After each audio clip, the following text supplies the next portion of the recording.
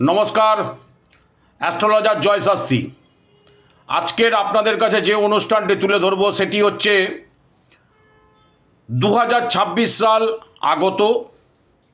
এই 2026 সালের 2+0+2+6 =1+0=1, অর্থাৎ রবির বছর। এই রবির বছরে এর আগের অনুষ্ঠানে আমি জানিয়েছিলাম কোন কোন রাশি লাখপতি বা কোটিপতি হতে চলেছে। আবার বলেছিলাম কোন কোন রাশি লাখি এই 2026 সালে। আজকে বলবো 2026 সালে সবচেয়ে বেশি লাখি কোন কোন রাশি। 2026 সালে দুটি সূর্যগ্রহণ আছে এবং দুটি চন্দ্রগ্রহণ আছে। সূর্যগ্রহণ হচ্ছে 17ই ফেব্রুয়ারি এবং 12ই আগস্ট। চন্দ্রগ্রহণ হচ্ছে 3রা মার্চ এবং 28শে আগস্ট।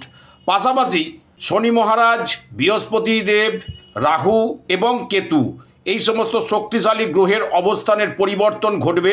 তার ফলে কোন কোন রাশি সবচেয়ে বেশি লাকি হতে চলেছে এই 2026 সালে তার সম্বন্ধে আমি বলবো। প্রথম রাশি হচ্ছে মেষ রাশি। এই রাশি 2026 সালের জন্য শান্তি এবং স্থিতিশীলতার বছর তাদের হবে। দীর্ঘদিনের কোনো সমস্যা যদি থেকে থাকে সেগুলো তাদের থেকে মুক্তি পাবেন। চাকরি এবং ব্যবসায় উন্নতি হবে।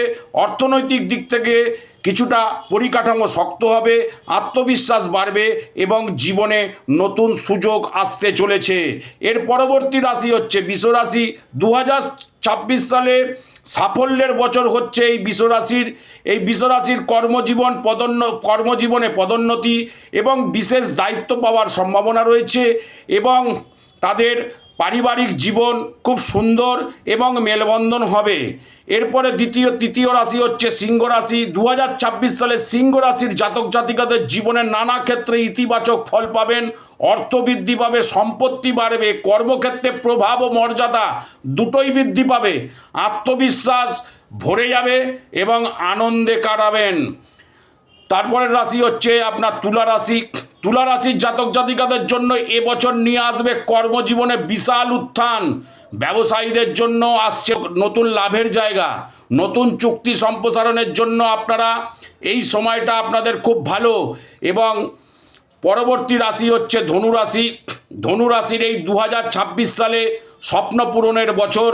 বাড়ি বা গাড়ি কেনার ইচ্ছা যদি থাকে সেটা পূর্ণ হবে। আর্থিক স্থিতি পরিকাঠামো সুন্দর হবে এবং আপনাদের উন্নতি পরিষ্কার দেখা যাচ্ছে। জীবনে আনন্দ এবং সাফল্যের জায়গা প্রচুর পরিমাণে দেখা যাচ্ছে। নমস্কার।